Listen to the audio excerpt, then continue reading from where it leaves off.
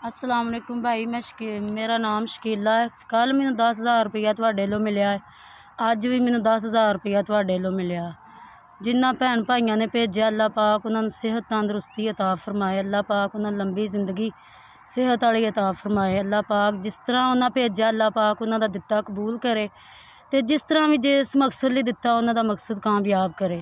अल्लाह पाक उन्होंने बहुत ज़्यादा दवे, सेहत तंदरुस्ती अता फरमाए, दिन दुगनी ते रात चुगनी तरक्की अता फरमाए। ते माँ बाप दे बच्चे होंदे ने जेह्ड़े गरीबां बंदियां दी मदद करदे ने, ते जिस तरह तुसी मेरी मदद करदे हो, अल्लाह पाक तुहानू खुश आबाद रखे। जिथे भी रहिंदे जे हसदे वसदे रवो। अल्लाह पाक तुहानू सेहत दवे, सारियां भैणां भाइयां नू, माँ बाप नू, बच्चों नू अल्लाह जिंदगी दवे, खुशहाली दवे। अल्लाह पाक खैरी सलामती दवे।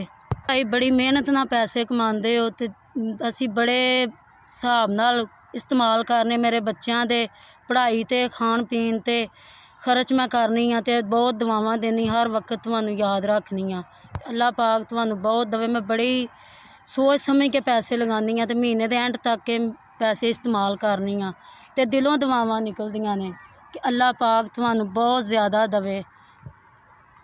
जी अस्सलाम वालेकुम। मेरा नाम वैसे ਤੁਹਾਡਾ ਨਾ ਸਾਡਾ ਰਿਸ਼ਤੇ ਦਾ ਵੀ ਖਿਲਾਇਆ ਜਾਂਦਾ ਹੈ, ਸਾਡੇ ਸਕੂਲ ਦਾ ਵੀ ਖਿਲਾਇਆ ਜਾਂਦਾ, ਖਰਚਾ ਜਾਂਦਾ ਹੈ, ਸਾਡੇ ਘਰ ਹਾਂਡੀ ਰੋਟੀ ਵੀ ਚੱਲਦੀ ਹੈ, ਖਰਚਾ ਚੱਲਦਾ ਹੈ।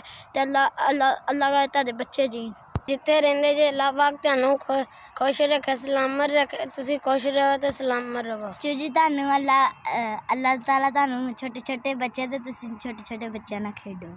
ਦੀਆਂ ਖੁਸ਼ੀਆਂ ਮੈਂ ਕਿਹਾ ਤੁਸੀਂ ਸਾਨੂੰ ਖੁਸ਼ ਕਰਦੇ ਜੇ, ਉਹਨਾਂ ਨੂੰ ਖੁਸ਼ ਰੱਖੋ। ਅੱਲਾ ਤੁਹਾਨੂੰ ਵੀ ਖੁਸ਼ ਰੱਖੇ, ਤੁਹਾਡੀ ਬੀਵੀ ਨੂੰ ਵੀ ਤੇ ਤੁਹਾਡੇ ਵਾਲਿदैन ਨੂੰ। ਤੁਸੀਂ ਸਦਾ खुश रवो, ਤੇ ਅੱਲਾਹ ਪਾਕ ਤੁਹਾਨੂੰ ਹੱਸਦਿਆਂ ਵਸਦਿਆਂ ਰੱਖੇ, ਜਿੱਥੇ ਹੈਗੇ ਜੇ, ਤੇ ਖੁਸ਼ ਆਬਾਦ ਰੱਖੇ।